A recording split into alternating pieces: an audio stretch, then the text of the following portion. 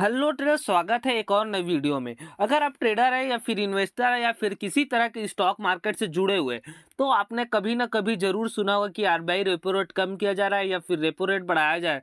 तो ज़्यादा टाइम न लेते हुए चलिए चलते हैं टॉपिक पर। तो जो भी वीडियो है ना, अगर तीसरी क्लास का बच्चा भी देख रहा होगा तो वो भी समझ जाएगा। मैं इतनी आसान भाषा में समझाने की कोशिश करूंगा अपनी तरफ से। तो चलिए चलते हैं टॉपिक पे। सबसे पहले तो एग्जाम्पल से समझते हैं ताकि आपको समझने में आसानी होगा। तो एग्जाम्पल लेते हैं पहले।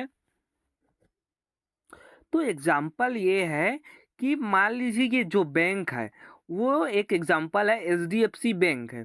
और जो ये बैंक शो कर रहा हूँ वो है RBI bank. RBI, sorry bank नहीं, आरबीआई।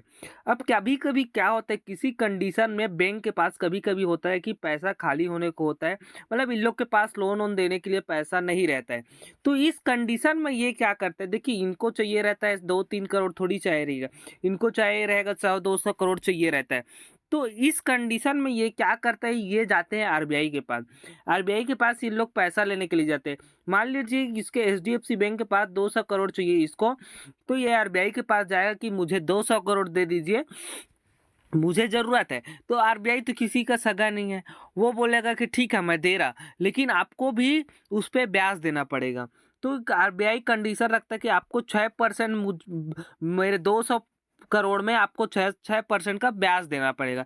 इसी जो 6% का ब्याज दर है उसको बोला जाता है रेपो रेट। अगर इसको डेफिनेशन में ले जाया जाए तो कोई भी बैंकों द्वारा आरबीआई से पैसा लिया जाता है उस पर आरबीआई ब्याज लेता है, उसी को बोला जाता है रेपो रेट। सिंपल, एकदम सिंपल इस भाषा में आपको समझ में आ गया होगा। अगर इतना समझ गए तो बहुत कुछ ही समझ आ गया। नेक्स्ट वीडियो में मैं आपको बताने वाला हूँ कि रेपो रेट का स्टॉक मार्केट में क्या और क्यों इम्पैक्ट पड़ता है। तो धन्यवाद दोस्तों, ऐसी डेली शेयर मार्केट से रिलेटेड जानकारी सीखने फॉलो कीजिए।